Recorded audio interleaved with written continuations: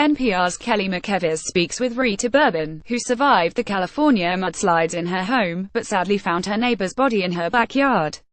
Kelly McKevitt hosts the most recent disaster here in California, of course, is the heavy rain that has led to mudslides.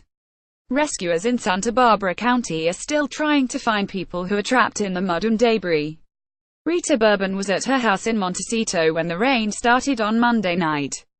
She says at first it seemed fine. And then things changed. Rita Bourbon, we heard the earth just groaning like a tsunami was coming our way.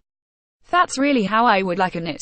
It was a tsunami. McKevitt Bourbon, her daughter and the students who rented rooms from her sat together all night, listening. Bourbon, and my daughter and I had our moment of we are probably not going to live through this. That's how it sounded. There could be boulders the size of our house coming down the road.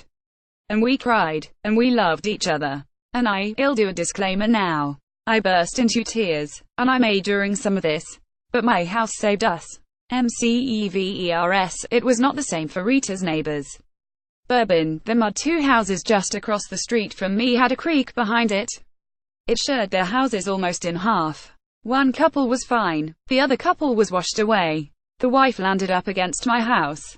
Her husband was missing. McKevitt, Rita says SHES very close to this family. And the couple's daughter, Andrea PH, called Rita and asked her to go look for her father. Bourbon, and I said I can't, Andrea. It's pitch dark outside, and I don't know what I'm running into. I knew there's a mudslide. I could, and the power lines are down. I could be stepping on them. And she understood, of course. And at first light, 6:30, finally the earth stopped groaning. McKevitt, Rita looked outside her window, and there was a lot of debris from the neighbor's house. That's when she worried she might find Andrea's dad out there. Bourbon, so finally I went outside with my daughter and one of the students. And the student spotted his arm and screeched. She's very young. And we sent her into her room. And then my daughter, Alexandra PH, and I went to him. And he was full, peaceful, beautiful face. I think he must have died instantly. And we honored him. And we knelt down and gave blessings, sent loves to the family and, whatever we could think to do to remember this beautiful man. And my daughter rubbed his head and held his hand. And we got a sleeping bag and covered him. And then all the rescue workers were there and a sheriff came in. They have a protocol. We walked away and let them do the rest of it themselves. And then we went to every neighbor because who knew what the other neighbors, what the condition was, and everybody was either gone or not gone like they had left wisely, which I should have. I regret that so much. McKevitt, there were mandatory evacuation orders. Bourbon, oh yes, McKevitt, in your area. And it sounds like the fact that you have a stone house was a thing is that why you didn't leave because. Bourbon, partly. I trust that house in an earthquake or any type of thing. And I thought if we take on water, I could deal with that. I never really thought the mountain was going to come down, which it did.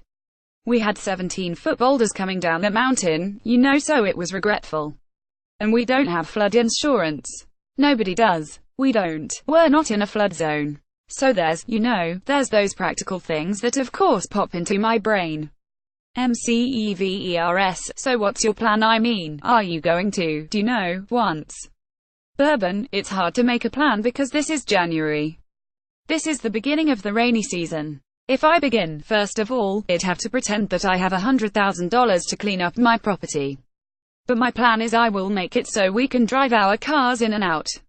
And the rest of the property, it's an acre property.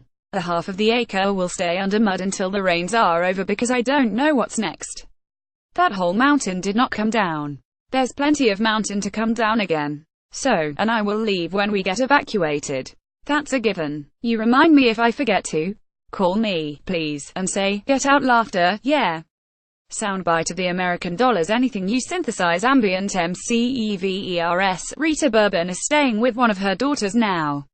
She says the neighbor who lost her husband is in the hospital recovering.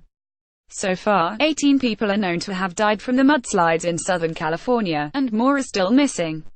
Soundbite of the American dollars. Anything you synthesize ambient. Copyright 2018 Nepalese rupees. All rights reserved. Visit our website Terms of Use and Permissions pages at www.npr.org for further information.